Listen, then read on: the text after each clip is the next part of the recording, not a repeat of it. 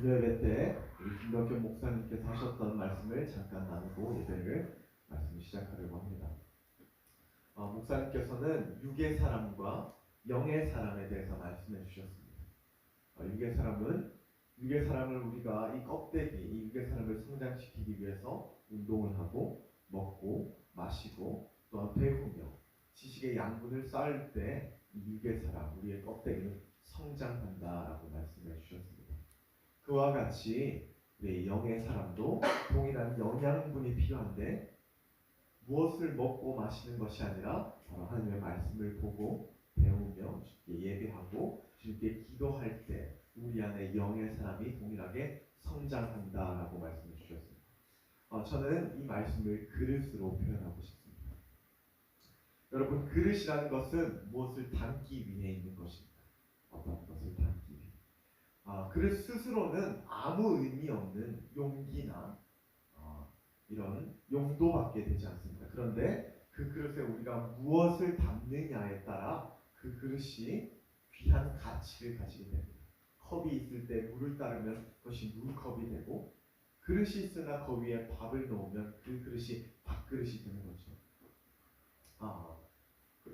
아까 목사님이 하셨던 이 영의 사람과 육의 사람이 제가 그릇으로 표현했던 것은 우리 마음에도 하나님께서 허락한 믿음의 그릇이 있습니다.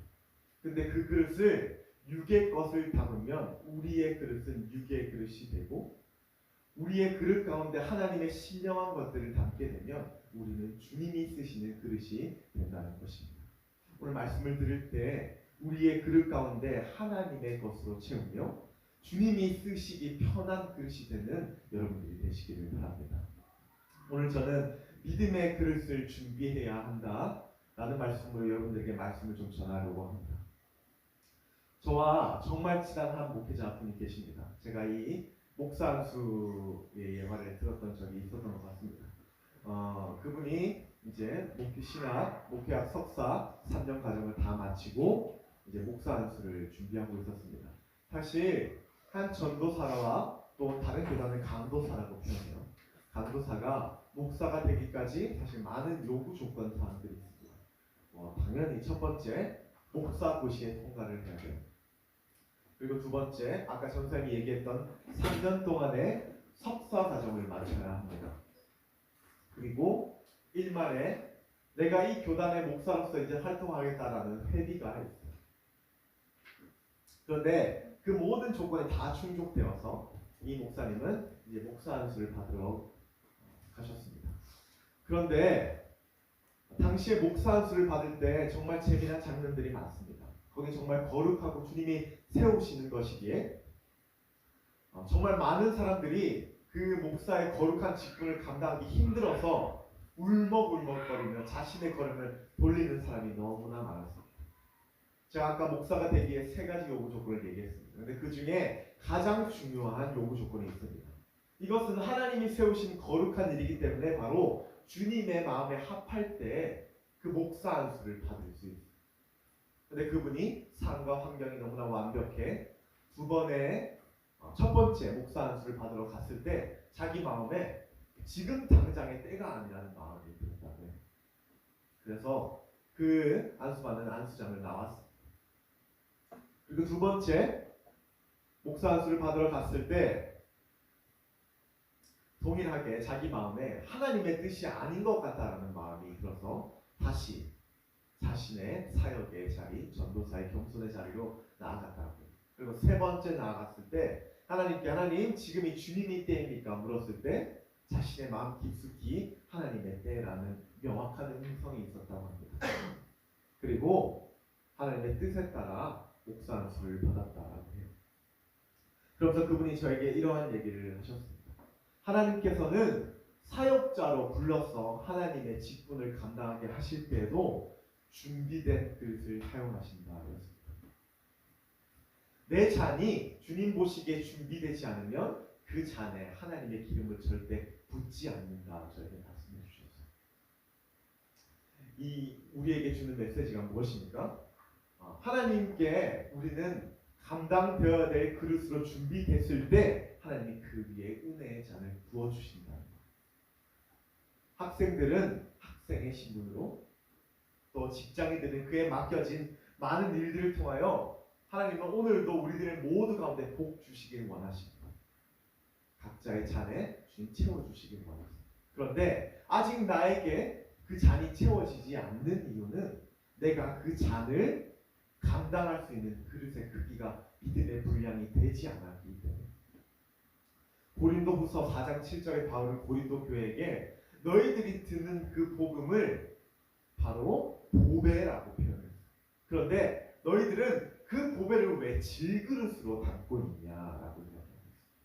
하나님의 복음은 너무나 귀하고 거룩한 것인데 왜 그 보배를 금그릇, 은그릇, 좋은 그릇으로 준비되지 않고 바로 왜 질그릇으로 그 보배를 담고 있냐, 하나님의 복음을 담고 있냐라고 표현합니다.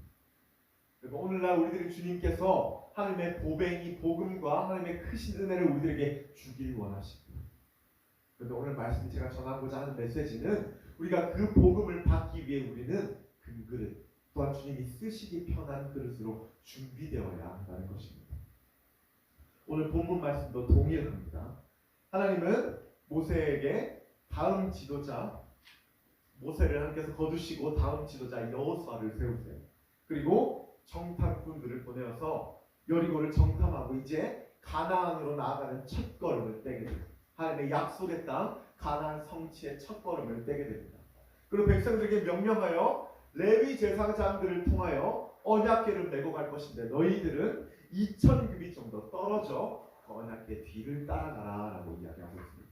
여기서 2000규빗은 900m에서 한 1km 정도 되는 거리입니다. 그러니까 정말 먼 거리죠. 너희 군중들 레위 제사장 저 1km 앞에 갈 것이니 너희들은 그들의 뒤를 따라가라. 이 말씀의 의미는 내 하나님 너의 하나님 여호와가 너희들을 인도하겠다. 너희의 걸음들을 내가 이제 너희의 그 가나안 입성을 내가 이제 너희들을 인도할 거야라는 하나님의 의미입니다.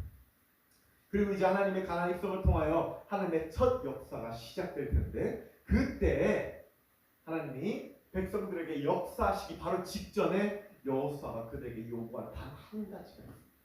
다른 거 말고 하나님이 역사해야 되는데 그들 삶에 역사해야 되는데 그 백성 가운데 너희들 지금 당장 주님 역사하기 전에 준비되어야 될 한 가지가 있다. 자, 우리 5절의 말씀인데요. 우리 다 같이 한번 다시 큰 소리로 한번 읽어보겠습니다. 시작. 여호수아가 또 백성에게 이르되 너희는 스스로 성결케 하라. 여호와께서 내일 너희 가운데 기사를 내리시리라. 바로 그들을 성결케 하라. 하나님이 쓰실 만한 그릇으로 너희들 준비되어라.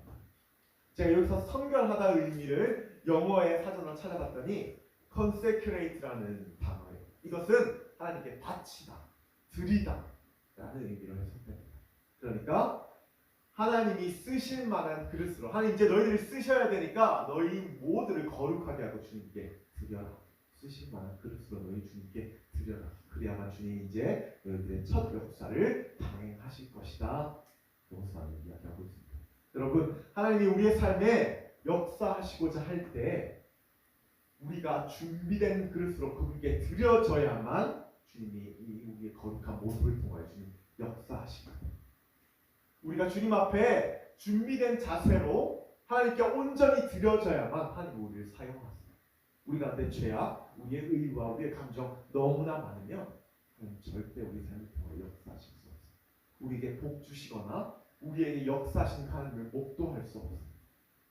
주님 우리 삶 가운데 역사하시기 위해서는 우리의 삶을 성결하고 거룩하게 하며 주님이 쓰실 만한 거룩한 그릇으로 주님께 드려져야 한다는 것입니다. 열왕기하 4장 1절의 말씀인데 선지자들의 제자가 한 여인과 결혼을 했습니다. 그 제자는 주님을 진정으로 경외했던 사람이에요. 그런데 그 제자가 죽게 됩니다. 그리고 그 여인은 과부가 되게 됩니다. 그 여인에게 2명의 아들이 있었습니다. 그런데 살아생전에 그 남편이 여호와를 경외했다는 걸 너무나 잘 알았기 때문에 그런데 그 남편이 살아생전에 많은 빚을 지고 하나님을 경외하며 그리고 그 목숨을 주님께서 거두어 갔어요. 그러니까 그 과부에게 남긴 것은 그 남편이 남긴 그 빚밖에 없어요. 그런데 이제 그 남편이 죽고 나서 그 남편의 빚의 도촉자들이 그 과부에게 옵니다. 너에게 남은 것 네 아들 둘밖에 없으니 내가 그 두 아들을 거두어 가겠다 라고 이야기해요. 그 과부의 입장에서 자기에게 남은 두 아들까지 거두어 간다고 이야기하니 하나님의 경외하는 가정에서 얼마나 마음이 아프겠어요. 그래서 엘리사에게 갑니다. 도와주십시오. 이 두 아들이 뺏기게 생겼습니다. 그러자 엘리사가 그 과부에게 묻습니다. 내 집에 무엇이 있는지 물어보자라고 이야기해요. 이미 그 과부는 있는 게 아무것도 없어요. 가난해요. 빚을 갚을 처지가 상황이 아니어서 그 아들까지 내어주는 상황. 그래서 그 과부가 이렇게 얘기합니다. 제 집에 기름 한 그릇 외에는 아무것도 없습니다. 라고 표현합니다. 자, 그럼 여기서 우리가 생각할 때 그 과부가 준비된 믿음의 그릇은 단 한 그릇이구나 생각할 수 있습니다. 그런데 말씀은 그렇게 이야기하고 있습니다. 우리 한번 찾아보겠습니다. 열왕기하 4장 3절과 4절의 말씀인데요. 열왕기하 4장 3절과 4절의 말씀입니다. 왕이라고 되어 있을 거예요. 네. 되셨죠? 4장 3절에서 4절의 말씀 우리 다 같이 한번 읽어보겠습니다. 시작. 가로되 너는 밖에 나가서 모든 이웃에게 그릇을 빌라. 빈 그릇을 빌되 조금 빌지 말고 너는 내 두 아들과 함께 들어가서 문을 닫고 그 모든 그릇에 기름을 부어서 차는 대로. 엘리사는 뜬금없이 과부에게 나가서 아들과 함께 그릇을 빌려오라고 이야기해요. 우리가 생각했을 때 과부가 가진 그릇은 한 그릇이기에 그가 축복받을 수 있는 그릇은 한 그릇이구나 생각할 수 있습니다. 그런데 엘리사는 여기서 믿음을 이야기해요. 엘리사가 그 과부에게 아들을 팔려가게 생긴 과부에게 갑자기 빈 그릇을 나가서 아들과 같이 구해오라고 이야기해요. 얼마나 뜬금없는 소리겠어요. 뜬구름잡는 소리겠어요. 그런데 그 과부는 엘리사의 말에 순종합니다. 그리고 빌릴 수 있는 모든 그릇을 아들과 함께 빌리게 돼요. 그리고 그 빈 그릇들을 엘리사 앞에 가지고 나옵니다. 그러자 엘리사가 그 앞에 그릇을 채우는데 그 모든 그릇이 다 찰 만큼 채워줘요. 이것이 무엇을 의미하냐면 바로 그 과부의 믿음의 그릇의 분량을 이야기합니다. 그 많은 빈 그릇은 과부가 하나님 앞에 순종하여 드린 믿음의 분량이에요. 하나님께서는 우리의 믿음의 분량의 그릇만큼 우리들에게 복 주신다. 그리고 엘리사가 그에게 이야기합니다. 너 이제 이 많은 하나님께서 너에게 준 이 많은 축복의 그릇을 팔아서 이 기름들을 팔아서 너와 네 자식이 먹고 그 빚도 갚고 이제 하나님 앞에 살아가라. 주님의 축복을 누리며 살아가라. 우리에게 주는 동일한 메시지예요. 아까 앞에서 말했던 동일한 메시지. 하나님을 복 주실 때, 우리의 삶에 역사해 주실 때, 우리 삶의 은혜를 베푸실 때 우리의 믿음의 분량만큼, 우리의 믿음의 그릇이 준비된 만큼 우리들에게 부어주세요. 우리의 현실의 믿음의 크기가 작을지라도 주님 우리의 믿음의 크기를 보십니다.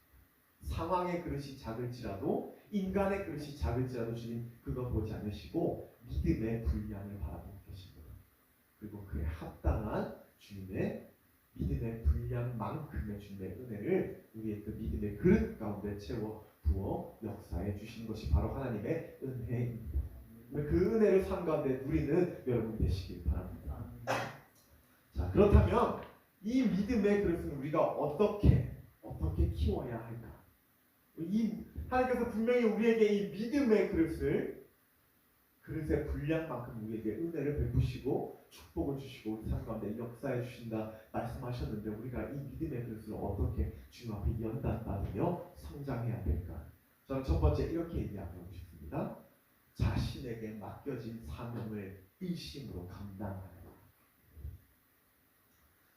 저는 목회학 3년 과정을 공부할 때 아주 얇게 기독교 상담이라는 부분을 공부했던 적이 있습니다. 사실 이 기독교 상담은 목회학 석사 과정의 다른 석사 과정이기 때문에 전문적으로 배우지 않아요. 그러나 나중에 목회자가 될 때 많은 자들에게 성경적인 상담을 어떻게 해야 될지 방향성을 잡아주는 수업이었습니다. 정하영 교수님인데 옥하는 목사님 밑에서 정말 오랫동안 신앙생활 하셨던 분이십니다. 그분이 자신이 직접 경험한 상담의 내용을 우리들 많은 학생들에게 이야기해 주었던 기억이 납니다. 그 상담은 한 신앙의 아버지예요. 한 가정의 제사장인데 너무 이례적으로 그 아버지가 그 선생님께 나와 이야기했대요. 자신의 신앙의 깊이만큼 자신의 부인과 자신의 자녀들이 자신의 신앙의 균형을 이루지 못한다. 자신 하나님 앞에 열심으로 나아가는데 너무 이례적으로 정말 어머니들이 또한 자녀들이 하나님 앞에 열심을 믿는 적은 많은데 그분이 이례적으로 남편이 내가 하나님 앞에 열심으로 나아가는데 우리 부인과 우리 자녀가 나의 신앙의 기준만큼 이렇게 선을 이루지 못한다라는 신앙의 고민을 가지고 나왔습니다. 네, 교수님께 고민을 하다가 그분께 이렇게 이야기하셨어요. 몇 점짜리 아버지입니까? 라고 물어보셨대요. 신앙인 말고 그 부인과 그 자녀에게 있어서 몇 점짜리 아버지세요? 라고 물어보셨대요. 그런데 그분께서 아무 말 하지 못하셨대요. 그리고 되려 한 번 더 이야기하셨다고. 하나님께서 당신에게 주신 것은 신앙의 사명도 있지만 그 이전에 아버지의 사명입니다. 그것 먼저 열심히 감당하세요. 라고 그분께 이야기하셨다. 이 믿음의 그릇이라는 것은 하늘의 어떠한 신령한 것, 성령의 어떤 특별한 것으로 물론 성장될 수 있어요. 그러나 저는 그것이 이 믿음의 그릇을 키우는 완전한 도구라고 생각하지 않습니다. 무슨 방언의 은사, 예언의 은사, 어떤 말씀 다독의 은사, 그것이 믿음의 분량을 키우는 가장 주된 요인이 아니라고 저는 생각합니다. 물론 그것이 신앙의 진보를 이룰 수 있는 요소이긴 하지만 저는 우리의 믿음, 하나님께서 우리에게 주어진 이 많은 믿음의 그릇을 준비하기 위해서 단 한 가지 가장 먼저 선행해야 될 것, 지금 맡긴 이 사명을 열심으로 감당하는 것. 저는 이것이 우리의 믿음의 그릇, 하나님이 쓰시기에 가장 믿음의 준비된 그릇으로 사용되기 위한 가장 중요한 요소라는 생각이 듭니다. 아까 제가 친한 아까 목회자, 그 목사 안수를 받는 그 목회자 이야기를 했어요. 그 목회자는 하나님 보시기에 아직 주님의 때에 하나님의 준비된 그릇이 아니라고 마음에 감동되어 하나님께서 그 목회자를 어떤 기도원에 나가 특별한 성령의 은사를 받으라고 이야기하지 않았어요. 그리고 그에게 어떠한 특별한 기술을 배우라고 이야기하지 않았어요. 목사가 되기 위해 어떠한 능력을 배우라고 사회에 나가서 이야기하지 않았어요. 너 다시 하나님이 맡겨진 그 전도사의 소명을 열심으로 하나님께서 부르신 그 자리, 그 소명의 자리, 그 자리로 다시 나가 열심으로 감당하여라 라고 이야기해요. 하나님의 그 의미는 무엇이요? 아직 내가 너에게 부른 그 믿음의 자리에 그 그릇이 내 잔을 감당하기에 완성되지 않았으니 지금 너에게 주어진 그것을 열심으로 감당하여라 라는 하나님의 메시지. 제가 교숙자에 대한 표현을 여러분들에게 몇 번 했었습니다. 이 교숙자는 교회와 노숙자의 합성어예요. 오늘날 정말 많은 청년들이 이 교숙자의 포지션을 가지고 교회에 거합니다. 사실 이 교숙자가 되는 주된 목적은 하나님의 비전과 주님의 소명의 뜻을 말씀하기까지, 교회 삶에 응답하길 때까지 교회에 거하며 특별한 어떤 액션 취하지 않고 주님 앞에 엎드리는 포지션을 우리 교숙자라고 표현해요. 저는 그들의 목적과 동기를 아주 높이 삽니다. 그리스도인으로서 첫 걸음을 하나님 앞에 드리는 것 너무나 귀한 하나님의 은혜라는 생각이 듭니다. 그런데 하나 제가 안타까운 건 그들은 하나님의 뜻을 알기 이전에 자녀로서 자신의 가정의 복음의 진보를 이루어야 되는 하나님의 사명이 있어요. 그러나 자신의 뜻만 고집하여 가정의 진보, 가정의 복음의 진보를 이루지 못한다는 건 저는 조금 위험한 판단, 위험한 생각이라는 생각을 하게 됩니다. 하나님께서는 분명히 우리에게 많은 것 바라지 않으세요. 하나님은 우리의 믿음의 분량을 넓히기 위해서 주님, 너 많은 신령한 하나님의 신령한 것들을 취하고 가져라 주님 말씀하지 않으세요. 단지 오늘날 여러분들 파송한 여러분의 자리, 하나님의 부르심의 자리, 주님의 맡겨진 그 소명의 자리를 열심으로 감당할 때, 감당하기만 하면 하나님의 때에 자연스럽게 우리의 그 준비된 그릇을 통하여 주는 우리 삶 가운데 역사하고 계시는 것을 믿으시기 바랍니다. 오늘날 우리가 결단하며 순종해야 될 것은 나에게 맡겨진 이 포지션의 자리에서 일심을 다하는 것.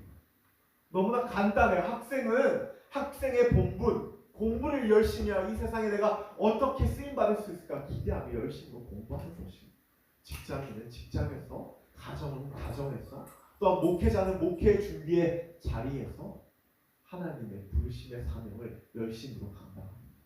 저는 그것이 하나님의 믿음의 분량, 믿음의 그릇이 준비되어 쓰여지는 가장 중요한 요소라는 생각입니다. 여러분, 하나님의 부르심의 자리에서 일심으로 다하기를 바랍니다. 그리고 두 번째, 저는 마지막 믿음의 그릇이 장성하기 위해서, 우리의 믿음의 그릇이 터지기 위해서 필요한 것이 신앙의 본질을 지키는 일이라는 생각이 듭니다. 신앙의 본질을 지키는 일. 신앙의 본질을 지킬 때 우리의 믿음의 그릇은 장성한다, 성장한다. 말씀을 준비하면서 어제 서재에 앉았는데 옛날에 읽던 책을 다시 한번 바라보게 됐어요. 다 보진 않았지만 앞에 조금 봤는데, 그 책의 제목은 내가 정말 알아야 할 모든 것은 유치원에서 배웠다라는 로버트 풀검이라는 작가가 집필한 책이에요.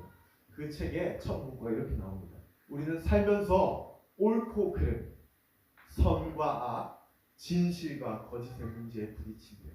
그런데 그럴 때마다 아주 어린 시절 인간에 대한 기본적인 것을 세심하게 가르쳐 주던 그 방으로 들어간다 라는 책 제목이 있었습니다.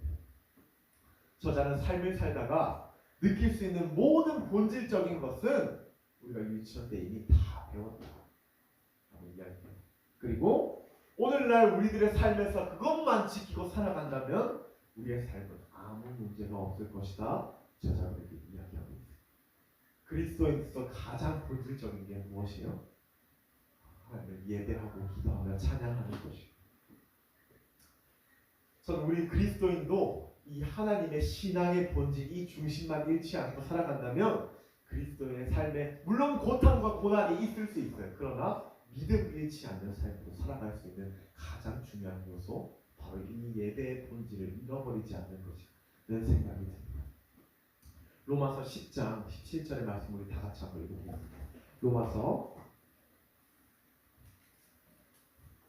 바울은 우리의 믿음이 어디서부터 나는지 우리 로마서 10장 17절의 말씀을 다 같이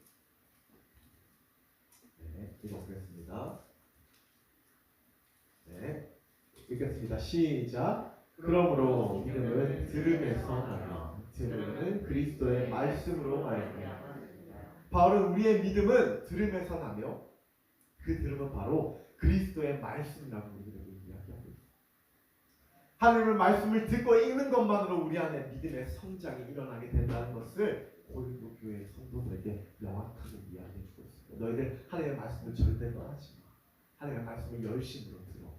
우리의 믿음은 거기서부터 난다 라고 이야기합니다. 에베소서 4장 13절의 말씀에서도 그리스도인의 장성한 믿음의 분량이 충분한 데까지 이르기 위해서 필요한 것이 두 가지가 있는데, 우리의 믿음이 장성한 충만한 데 이르기까지 두 가지 요소가 필요한데, 첫 번째는 하나님의 아들인 그리스도를 믿는 믿음, 그리고 두 번째는 예수님을 아는 일이라고 표현했어요. 예수님을 아는 일.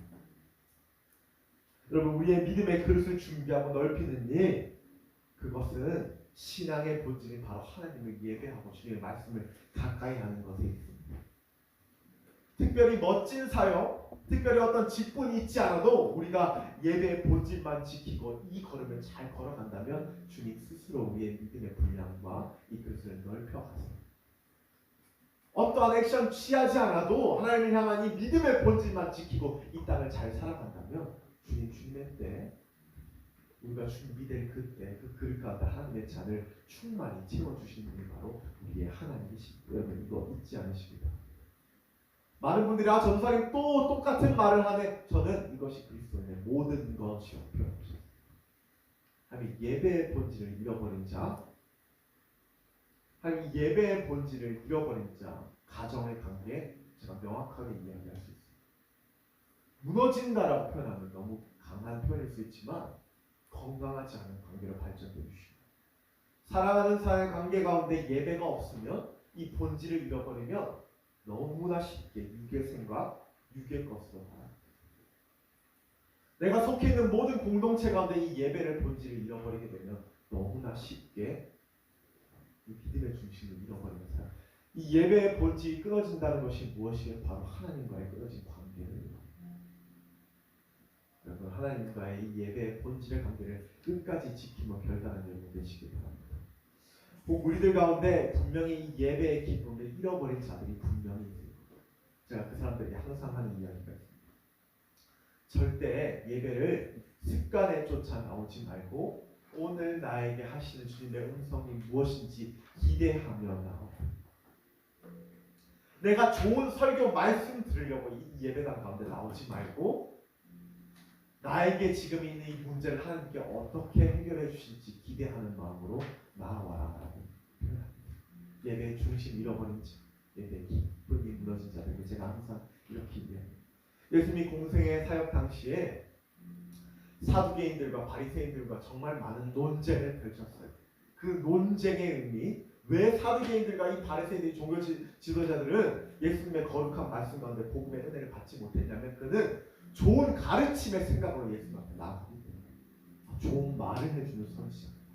그런데 하나님의 예수 그리스도의 은혜를 입은 자들의 중심이 보세요. 그들 다 자신의 문제를 가지고 주님 앞에 나옵니다. 저 예수님께 치유받을 수 있습니다.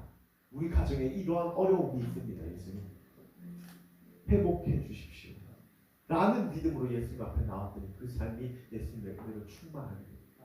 오늘 믿음이 잃어버린 자들, 예배의 기쁨을 잃어버린 자들, 하나님의 말씀에 주님의 음성이 더 이상 들리지 않는 자들, 나에게 하시는 예수 그리스도의 말씀이 무엇인지 기대하는 마음으로 나오십시오. 그리고 분명히 삶의 하나님, 문제라는 고난이라는 논제로 분명 우리들에게 그것을 가지고 주님 앞에 나아가라는 하나님의 사인이 있을 거예요. 관계의 어려움, 물질이 없는 삶의 그것들을 가지고 주님 앞에 나가십시오. 그럴 때 선포되는 말씀을 통하여 주님께서 역사하십니다. 그 문제를 해결해 주세요.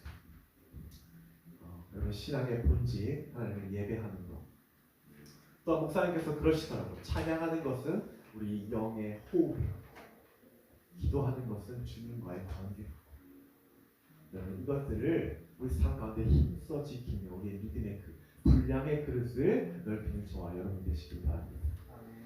마지막으로 말씀을 마치겠습니다. 저는 오늘 믿음의 그릇을 준비해야 한다라는 제목으로 여러분들에게 말씀을 드렸습니다. 여러분, 이 믿음의 그릇은 직분이 키워주지 않고요, 어떤 헌금의 양이나 봉사의 다양성이 사실 이 믿음의 분량과 그릇의 넓이를 키워주지 않습니다. 우리의 믿음의 그릇은 나에게 맡겨진, 오늘날 나에게 주어진 이 사명을 열심으로 감당하고 신앙의 본질, 하나님을 예배하는 이 본질을 힘써 지킬 때 이 믿음의 분량을 주님이 자연스럽게 넓혀주세요. 저는 분명 믿음의 분량만큼 하나님께서 아까 그 과부를 축복하셨듯 우리의 믿음의 분량만큼 분명히 우리 삶 가운데 주님의 축복을 허락해 주신다고 믿습니다. 우리 삶에 하나님의 축복을 받을 만한 그릇으로 우리가 준비하며 하나님의 일하심을 위해 준비된 그릇으로 매일의 신앙의 연단을 이루는 저와 여러분 되기를 간절히 축원드립니다.